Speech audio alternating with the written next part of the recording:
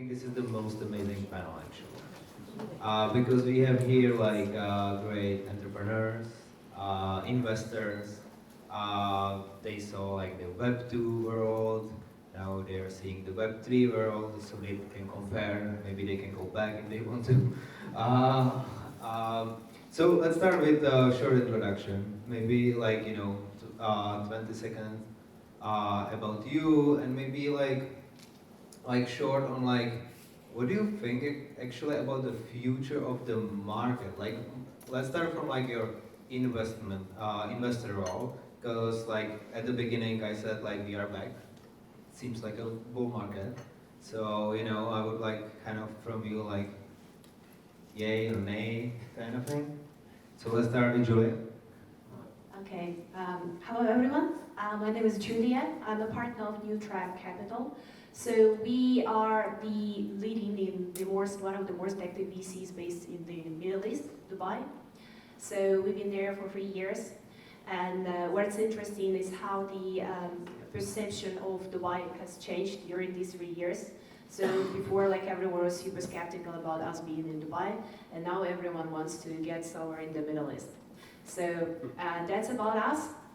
And about the market, like as long as this panel is about regulations, so this is the key factor for the new bull run to happen, in my opinion. And that's why for us it's super important to stay in the Middle East and to collaborate with the regulators up there and to help them to build a proper web3 ecosystem around. So. Hi everyone, my name is Chenan. I represent Asia, based in Singapore, and I'm a partner at Saison Capital. We are early stage Web2 and Web3 VC that is backed solely by a Japanese TradFi. So regulation is in our DNA, and it took us a year to actually set up our crypto fund. But yes, we can invest and hold crypto, and the parent company is a Japanese publicly listed company. So I know a thing or two about the road towards getting there, and kind of really agree with what was being said, right? I think regulation is going to be key before institutions are going to come in and bring net new inflows that will bring back the bull. Fantastic. Yeah, I'm Arthaud. I used to be a founder in Web2, and then I switched over to Web3. I'm now at Geometry, which is like a deep tech cryptography heavy seed and pre-seed fund. And yeah, I think like there are three things that three main problems in crypto that will lead to like the next bull market. One of it is scalability, and I think that is more or less solved. The second one is regulation. I think we've seen interesting things over the last while, and then the last one is UX, and I think we've also seen interesting things over the last while. So yeah, fairly excited about the next few months / years. Yeah, perfect. So it seems like we are heading west. Like we'll be having good time. So let's kick it off with the regulation which you all mentioned. And it's nice that we have representation from like Asia, Europe, and Middle East, so we can cover like almost everything but US. But nobody wants to start anything with US anyway, so we can skip it. So there has been actually like a lot of like new regulation respective to DAOs. Let's say one of the first was like Wyoming DAO. So the smart contract is kind of like governing the LLC. There was like Marshall Islands and so on. And I hear from the regulators we are helping, and then I hear from the lawyers and other entrepreneurs, let's stick to Delaware anyway because it's actually more complicated. What do you think? Maybe even from a practical experience, are those regulations helping? Maybe at least in the long term, or what the regulator actually should do to help those entrepreneurs to remove the barriers and be compliant? So there are two factors we need to take in consideration. First one is why we should regulate DAO. So in my opinion, why we should regulate DAO, because we expect the next bull run there will be the massive first of all retail customers inflow, and how we could generate this retail customers inflow. basically by getting them involved. So, and the way to get them involved is of course by decentralized governance. So, and the next way to speed up the next bull run is basically to get, of course, institutional players in the space. How we could do it? By getting the decentralized applications regulated, because that is the only way for them to feel secure. For instance, over 68% of transactions in the Web3 space in the Middle East is being made by institutional players, even right now. So it's the massive number. So that's why it's super important to get everything regulated. In terms of what happening right now, why am I in this panel? Because we are strategic advisors of RAGDAO, which is basically the world first Web3 free zone. And what we started to do up there is we started from the most comprehensive DAO regulations. So what's happening right now, we have regulations on Marshall Islands, we have regulations in Panama, but all these types of regulations, as you mentioned, are very fragmental. Fragmental in the sense that people, okay, let's do something, but they don't understand the core architecture of DAO. They don't understand the product itself. We need to start from building the product. That's basically what we did. We designed the whole architecture of DAO. So what is DAO? So DAO is basically the decentralized voting system, but there could be a council DAO or the alpha DAO. So they're the DAO of professionals, also basically selected by this community. And we could have sub-DAOs. Sub-DAOs, it's not necessary to manage the treasury by sub-DAOs, but it's the group of people who are selected for the certain reason, right, for the certain purpose. So basically there is the whole architecture, and we need to understand what pieces of this architecture needs to be regulated, and then the next step is to get involved the active players in the space who could be the part of the whole ecosystem which is being happen. That's the way to create, and that's what we are building currently right now in the UAE, is we are trying to create the comprehensive DAO regulations there. We have the different types of players involved. For example, Dmitry is here from Dixie, is also the technical provider of the DAO infrastructure, right? So up there, so that's the way we make it happen. Yeah, so I agree with a lot of what has been said, but I think just to build on, right, at the end of the day, a DAO, it's simply a group of people wanting to take certain actions, right? I think in a lot of the regulation conversations, especially that has been happening in Asia, most regulators don't have issues with the actions, because I think most of the actions are, just like any group, any company doing it.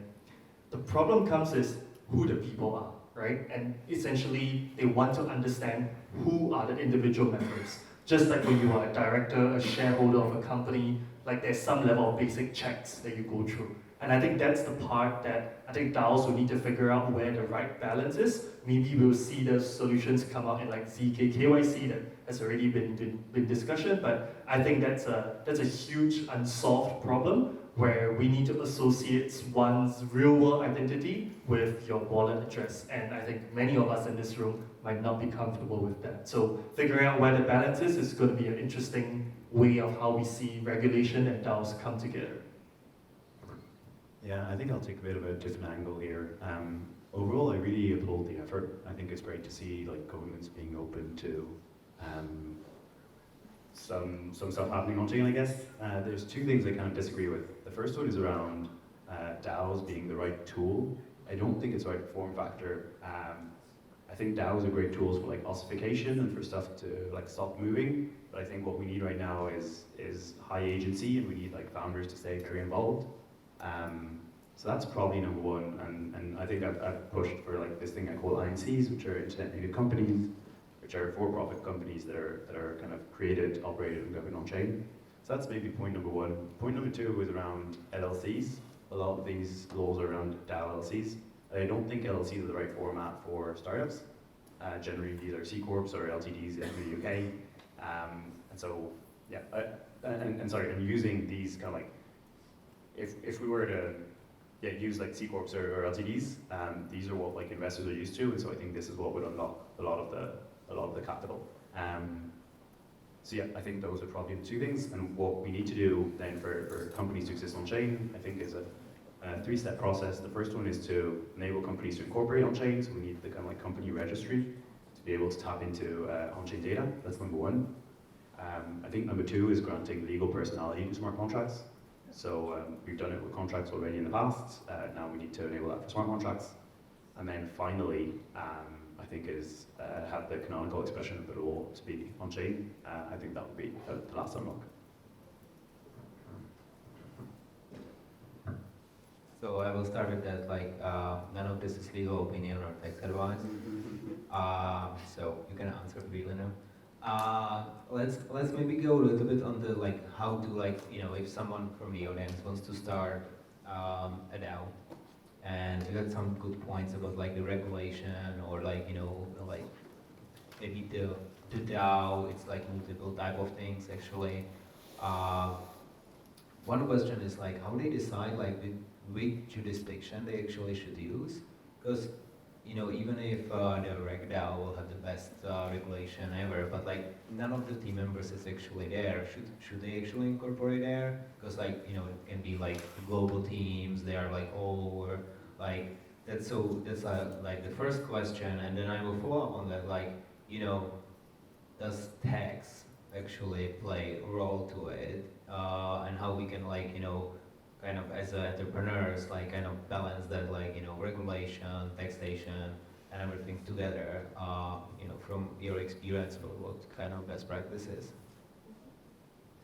So the way I see it is that, you know, I remember then most of the projects started like a few years ago. So they created this foundation. So the main reason for them after fundraising to create foundation was to manage the treasury. So then in a few years, like recently especially, then people started to make a cessation. So there was like the legal entity to manage the treasury. I believe right now the evolution is being happened. So now if there is a legal form of setup as DAO, which gives you more flexibility, then it's another wave, right? So, but the way is like you need to identify what you need to regulate within your DAO. So basically, as it was mentioned, like if you're just a group of people who would love to facilitate some decentralized voting, there is maybe no need for the regulations. But if you have treasury that you need to manage, and if there are the people who making the influence and who decide how to manage the treasury. So of course, as it was mentioned, these people need to be either KYC or to make the step forward, there should be some digital identity, the reputational score to be implemented to verify these people are eligible to make the decision within the DAO. And then we can regulate the very like a core part of the whole DAO. So it will make the process simpler as it was before. So as I mentioned, right now, and of course you need to identify which countries you would love to operate and what part of the whole DAO structure you would love to operate. Like so far, as per our research, like I believe like Panama Island recently, they elaborated on the whole regulations and they have the most comprehensive regulations right now. What we are building right now should be launched before the new year, and I believe considering the whole parts of the ecosystem, we will do something like on a new level.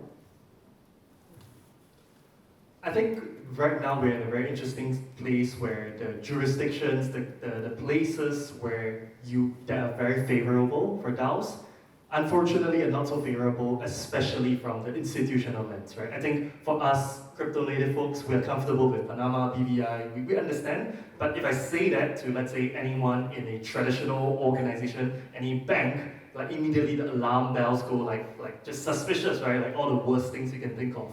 So I think there's going to be a period of time where this idea of trust and credibility and favor towards like DAO friendliness, I think those two worlds are coming together. It's not there yet, but so I think the idea is there ways to perhaps delay this whole incorporation setup of the DAO? Like, is it really a necessity right now that you got to do it? Because after all, most protocols, I think as the point that has been mentioned, most protocols need strong leadership at the start, right? DAOs is kind of almost like a step two. You first have to achieve product market fit, however it may look like, then you figure out how a DAO looks like, right? Because no one launches a successful DAO on day one, and or at least very few people do so. So yeah. Yeah, overall, I think I agree with what was said. Yeah, I think a company should become a DAO, or a project should become a DAO, kind of when it's ready to IPO, so when it has some kind of product market fit, and shouldn't really do it before then. So before then, I think it's just stick to like being a company. And like in our experience as investors, we've exclusively invested in companies, and we tend to favor like equity over tokens. I don't think we've invested in anything that has like a liquid token.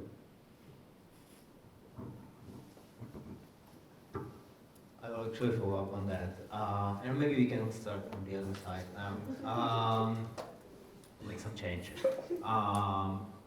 The token actually, it's I think it's a good question. Like, you know, does the token actually harm the project maybe at the early stages?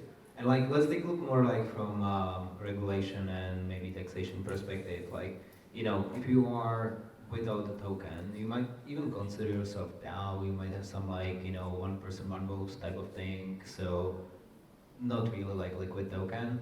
Like, is that like actually way less like regulatory burden for you than if you like, you know, before you actually have any product market fit, you just launch token to fundraise with it, and then you deal with the rest. So maybe like, you know, is it like harmful for the project? And also like, you know, give there like some recommendation to the new entrepreneurs, like what they should be considering. Yeah, I think overall, yeah, launching a token too soon is like a reason for unfocus. Basically, what has been done so far in the industry is that people have claimed decentralization in order to launch a token and make money. And I think that is relatively sad. I kind of applaud the efforts of the kind of like points or the non-tradable token part. So like Safe might be a good example. Their token isn't tradable, and I think that's a good thing.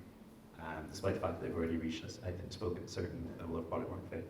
I think what's happening with like Orbcast and Rainbow launching points and that kind of stuff is interesting, and you kind of create like in-app utility, and that's great. But yeah, I would heavily recommend against kind of launching a token too soon. So definitely true, and kind of building on that, also choose your service providers well, right? I think a lot of us are founders in this room. Often figuring out who your accountant, your auditor, your corporate secretary can seem like really pesky things, but I think it's important to get that right, important to get the setup right, important to find the right partners who understand that they should get out of your way of running the business, but at the same time, respect the rule of the law, right, wherever you're at. I think that's really important because you need to find people who kind of share the same vision on the service provider side and partner up well. So, on the opposite side, like we started as Web3 fund. So we used to invest in tokens only. So we had like people from Web2 space, so for them it's easy to say like, let's do equity only. But like, we still in the Web3 space, and most of the VCs who've been there for a long time, they got used to invest in tokens, unfortunately, and they understand the exit strategy for the tokens, they know how to operate with tokens, and here we go with the equity side. Not that many VCs, especially from Asia, I believe, they're able to adjust. So we still in some kind of transition period, I believe. They're like both make sense, so that's what we do exactly, because well, at least like it's good to secure yourself by the tokens, and for the rest of the, like for some people it's good to secure yourself by the equity. It depends. But what is important, of course, to be able to generate the proper token utility. So, because of course, like back to the day, lots of projects, they used to speculate on the proper token utility and get the market makers involved.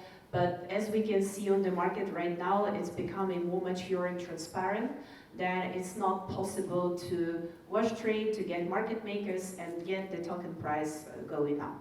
So of course you need to build the product first to generate the utility of the token within this system to make people use your token, and then afterwards, of course, like you're able to have like, you know, yeah, to get your token price go up. So That's of course the most important. Like what we can see in the market right now, going back to the DAO structure, people coming back to token utility as a governance.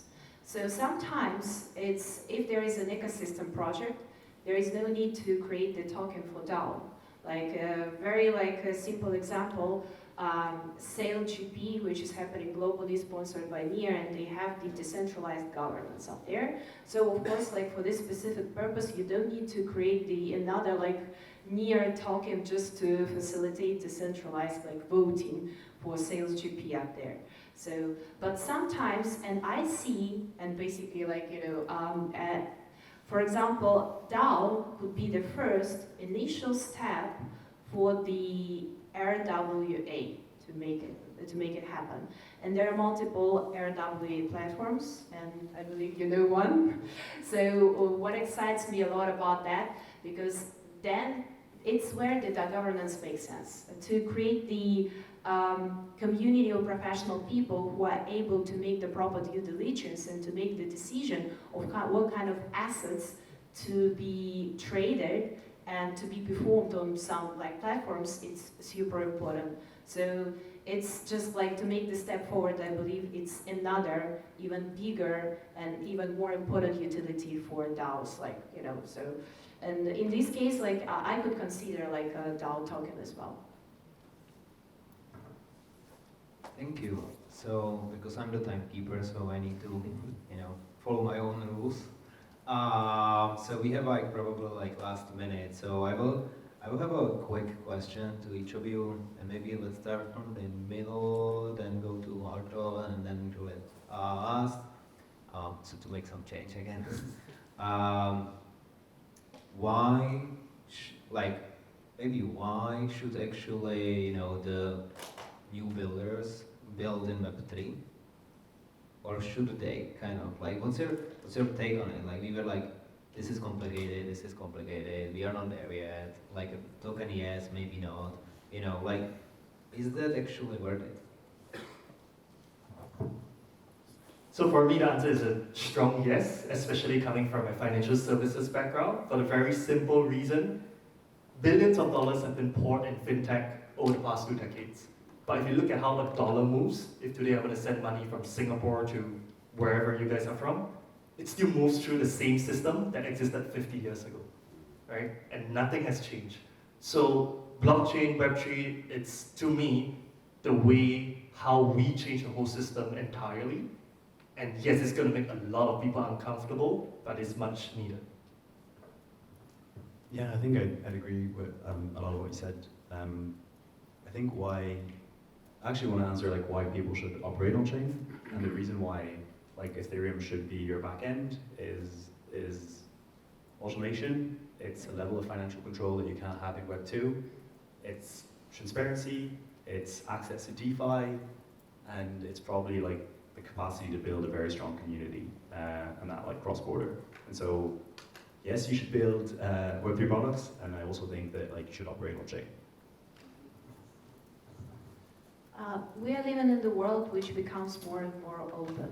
So that's why like the concept of network state is also becoming so popular. And evolution is happening right now. So we started from the Web 2, now we are in the Web 3, and I know people who are talking about the Web 4 already. So basically people would love to have some influence and the power, and they would love to have the freedom to move, to transact, to operate, to have friends, community, and of course like Web3 provides all the options to make it happen. Oh, that's some alpha. Web 4 is happening. I know people who invest in Web 4. Wow. Can I invest, or is it just like some secret society? I don't know, so they're looking for some Web 4 projects. So there is another VC I know, they started from the concept of investing in Web 4. So basically it's a fully decentralized web. But to be honest, like we know about the world supercomputer being built by Ethereum Foundation. So I believe it's basically the same concept where we have like, because right now like, and we are talking about DAO, and DAO is not that much decentralized because it's always some person being back in the DAO. So how we could talk about like the true decentralization. But Web 4 is the word where the true decentralization is aimed to be happen.